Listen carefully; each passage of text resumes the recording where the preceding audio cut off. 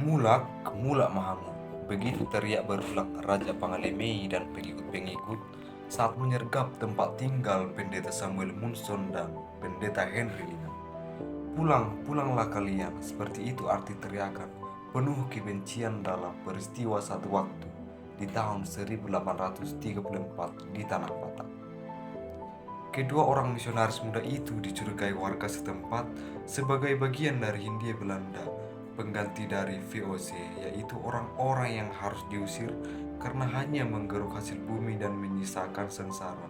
Begitu agaknya kebencian itu berasal.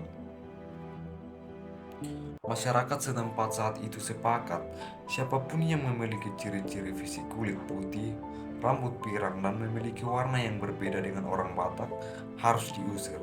Tak sedikit saat itu beberapa orang asing yang tiba di wilayah ini ditolak warga setempat hingga dibunuh.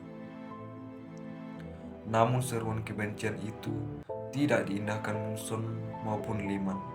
Mereka bersikukuh untuk tetap teguh akan cita-cita yang membuat mereka hijrah dari Boston, Amerika Serikat ke Tanah Batak, yakni untuk menyebarkan Injil. Karena ketigaan itu, Munson dan Liman mencoba merendahkan kemarahan orang-orang yang di hadapannya. Meski hanya dua kata bahasa Batak yang mereka ketahui untuk meredakan kemarahan orang-orang itu, horas dan damai, tapi bukan marah yang meredam, malah marah yang terus meninggi dari orang-orang setempat didapat kedua penginjil ini. Akhirnya nyawa kedua orang muda tersebut terlepas karena diamuk oleh warga orang-orang di hadapan mereka. Mereka tak lagi dilihat cita-cita terwujud. Kabar Injil berhasil merebak di Tanah Batak. Nama Ludwig Yesurnomensen, penyebar Injil asal Jerman, lebih terdengar ketimbang kedua pendahulunya. Padahal mereka sama-sama menebar Injil di Tanah Batak. Kenangan akan Munson Liman ini hanya bisa ditemui dalam rupa sebuah monumen yang terletak di Lubupini, Kecamatan Adia Koting, Tapanuli Utara. Monumen ini merupakan salah satu wisata rohani selain salib kasih di Tarutu. Namun karena keterbatasan fasilitas, monumen ini tak banyak disambangi wisatawan ataupun masyarakat lokal.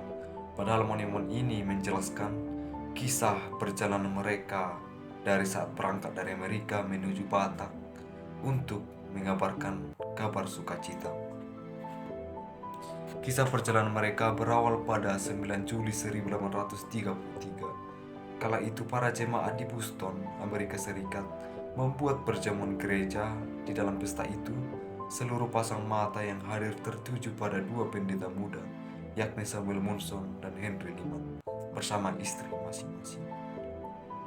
Samuel Munson lahir pada tanggal 23 Maret 1804 di New Sarcers, Maine. Sedangkan Henry Liman lahir tanggal 23 November 1809 di Northampton, Amerika Serikat. Dari catatan sejarah, kedua misionaris ini berbeda karakter dan intelijensi sejak masa kecilnya. Munson adalah seorang anak yang pintar dan cerdas, sedangkan Liman adalah seorang anak yang sampai masa remajanya menunjukkan sikap sangat anti terhadap keagamaan. Tetapi anehnya, Liman malah masuk ke sekolah pendeta. Disinilah ia bertemu dengan seorang yang bernama Munson. Setelah tamat dari sekolah, pendeta di Andover tahun 1832 dan menikah pada tahun 1833. Mereka dipersiapkan sebagai misionaris menyebarkan berita Injil ke Tanah Batak. Keduanya menarik seluruh perhatian para jemaat yang hadir karena akan berangkat mengarungi samudera menuju sebuah negeri yang belum pernah mereka kunjungi sebelumnya. Untuk misi ini, tak ada jadwal pasti untuk mereka kembali. Negeri ini bernama Hindia Belanda, saat ini bernama Indonesia. Munson dan Liman berangkat dari Amerika Serikat menuju daratan Hindia Belanda dengan menumpang kapal bernama Duncan. Keberangkatan mereka disertai dengan upacara yang mengharukan dari anggota jemaat gereja di Boston. Secara perlahan, kapal yang ditumpangi kedua misionaris mulai menjauh dari pelabuhan. Namun pandangan mereka tak bisa lepas dari para jemaat yang ikut mengantar keberangkatan mereka. Keduanya hanya dapat melambaikan tangan dan menatap para jemaat yang berbaris di bibir pelabuhan, hingga pantai benua Amerika lenyap dari pandangan mereka. Munson dan Liman harus menghabiskan waktu selama 105 hari berada di atas kapal sebelum tiba di Pulau Jawa. Kemudian mereka merapat ke Batavia. Di kota yang sedang berkembang ini, keduanya mendapat sambutan dari seorang rohaniawan berkebangsaan Inggris, yakni Pendeta Mathurst. Di tempat ini pula mereka mempelajari bahasa Melayu guna memudahkan komunikasi selama menjalani misi penginjilan. Sembari mempelajari bahasa Melayu, mereka juga membuka praktik pengobatan. Rupanya selain memiliki ilmu teologi, mereka juga dibekali keterampilan medis. Dari surat-surat mereka yang dikirimkan ke Boston, diketahui bahwa mereka sangat sibuk dengan para pasien yang datang setiap hari. Lama-kelamaan dengan berbagai aktivitasnya, Munson dan Liman akhirnya menguasai bahasa Melayu. Setelah menguasai bahasa Melayu, mereka mulai mengurus izin pada pemerintah Belanda untuk berangkat ke Tanah Batak. Menuju Tanah Batak tak butuh waktu lama untuk mendapatkan izin itu. Gubernur Jenderal pemerintahan Belanda di Batavia langsung memberikan izin. Tak butuh waktu lama untuk mendapatkan izin itu. Gubernur Jenderal pemerintah Belanda di Batavia langsung memberikan izin kepada mereka berdua. Bukan tanpa alasan mereka mendatangi Tanah Batak. Ternyata menyambangi Tanah Batak merupakan impian Munson sejak masih mengenyam pendidikan di sekolah pendeta di negerinya. Munson mendapatkan literatur yang mencerminkan keindahan kawasan ini. Berikut masyarakatnya yang masih menganut kepercayaan kuno si Pelebegu atau animisme red. Pada Minggu 6 April 1834, Pendeta Matrus mengadakan perjamuan suci untuk memberangkatkan kedua pendeta ini ke Tanah Batak. 2 hari kemudian, Munson dan Liman berangkat meninggalkan anak dan istri mereka di Batavia dengan menumpang kapal besar yang bernama Maderica. Di kapal ini mereka berdua di antara para serdadu Belanda beserta tawanannya. Seiring dengan perjalanannya, keduanya kagum melihat keindahan Pulau Sumatera karena terdiri dari pegunungan, lembah, dan hutan yang sangat luas. Suatu ketika perjalanan mereka mengalami gangguan. Kapal yang mereka tumpangi terkena gelombang besar dan menghantam lambung Maderica. Karena gelombang yang hebat itu, sisi kapal seakan diaduk-aduk. Para penumpang terpental dan kepanikan pun terjadi. Akibat dari peristiwa itu, seorang tawanan Belanda menemui ajalnya. Karena kuatnya tenaga gelombang, ia menghempas ke tiang layar hingga tewas. Mayatnya kemudian dibuang ke laut. 11 hari setelah keberangkatan mereka dari Batavia, tepatnya pada tanggal 19 April 1834, mereka tiba di Bengkulu. Di tempat ini, kedua misionaris ini tinggal selama 4 hari. Kemudian pada 26 April 1834, mereka menginjakkan kakinya di Padang. Di daerah Sumatera Barat ini, mereka disambut oleh Pendeta Ward. Dari Hart, Munson dan Liman mendapatkan banyak informasi penting. Dari pengakuannya, Ward sudah pernah mengunjungi Tanah Batak pada tahun 1824. Pendeta Ward menceritakan bahwa bangsa Batak merupakan masyarakat yang ramah dan tamah. Dia juga menambahkan, kedatangannya disambut oleh raja-raja Batak yang disertai dengan tarian tortor. 2 bulan kemudian, pada tanggal 17 Juni 1834, untuk pertama kalinya Munson dan Liman tiba di Tanah Batak, yakni Sibolga. Di tempat ini, Munson dan Liman disambut oleh Tuan Bonnet, seorang pejabat Belanda. Dari pertemuan ini, Tuan Bonner memberikan perlengkapan untuk keberangkatan mereka selanjutnya ke arah Selindung. Maka berangkatlah mereka menuju Selindung. Dalam perjalanan, Munson dan Liman disertai seorang penerjemah, tukang masak, polisi, dan 8 pendamping lain. Rombongan kecil ini berangkat pada 23 Juni 1834 sore hari. 6 hari lamanya mereka harus menembus belantara, lembah, dan pegunungan yang bergelombang.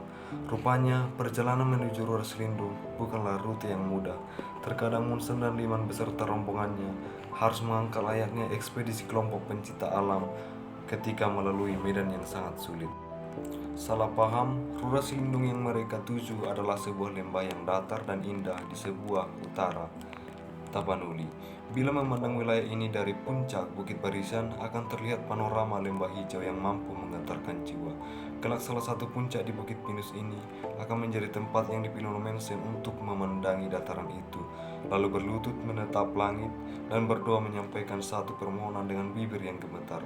Hingga saat ini doa yang dipanjatkan Mensen ini sangat terkenal.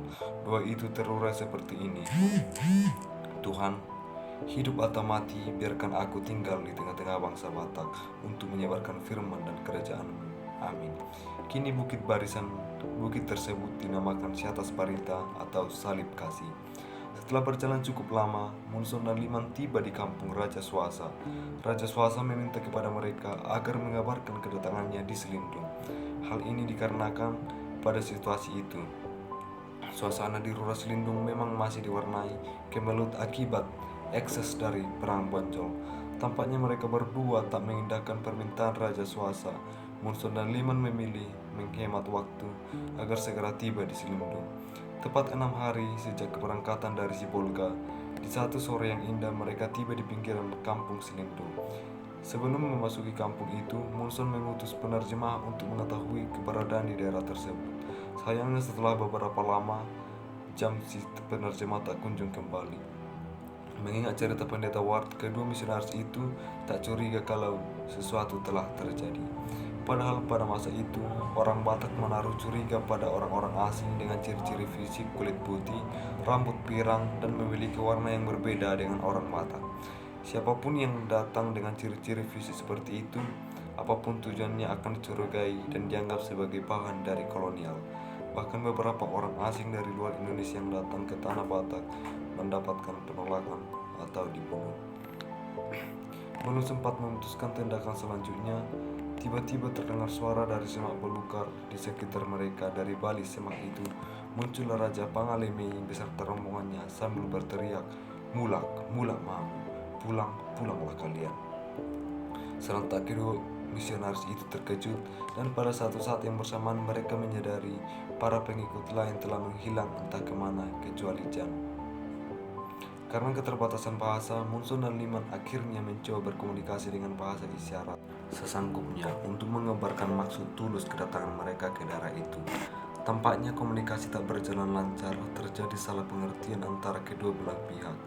Situasi semakin tak kondusif. Tiba-tiba Jan mengambil bedil yang dibawa Munson dari Padang dan hendak menembakkan ke arah orang ramai itu. Namun Munson mencegah tindakan Jan. Sayangnya pada saat bersamaan terdengar letusan bedil dari arah lain. Tiba-tiba pendeta Liman roboh bercucuran darah. Suasana kian menegangkan. Untuk memperkecil kesalahpahamannya, Munson mencoba memberi isyarat kepada menunjukkan Alkitab yang dibawanya.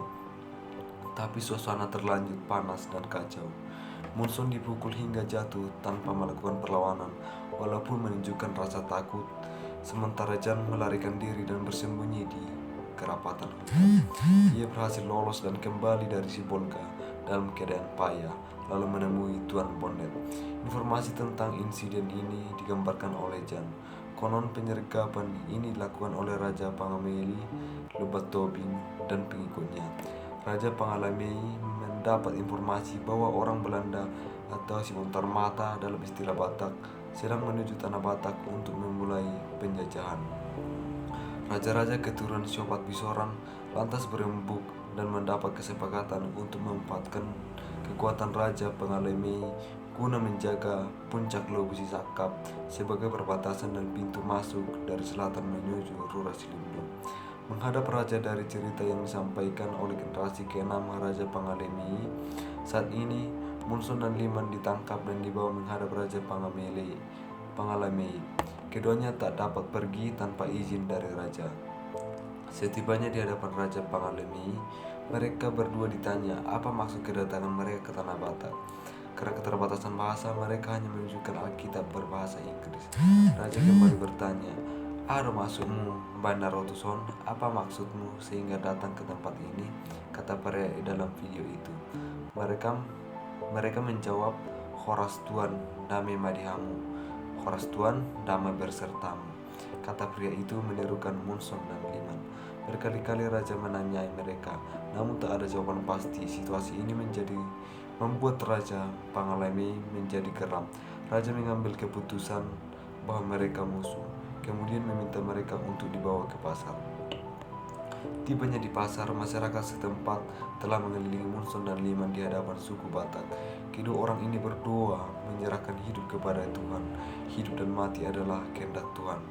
Belum sempat menutup doa dengan amin, Munson dan Liman sudah ditusuk dari belakang. Mungkin cukup sekian hasil penjelasan saya tentang misionaris yang berperan penting dalam penyebaran agama Kristen di lingkungan Indonesia, khususnya di Tapanuli Utara.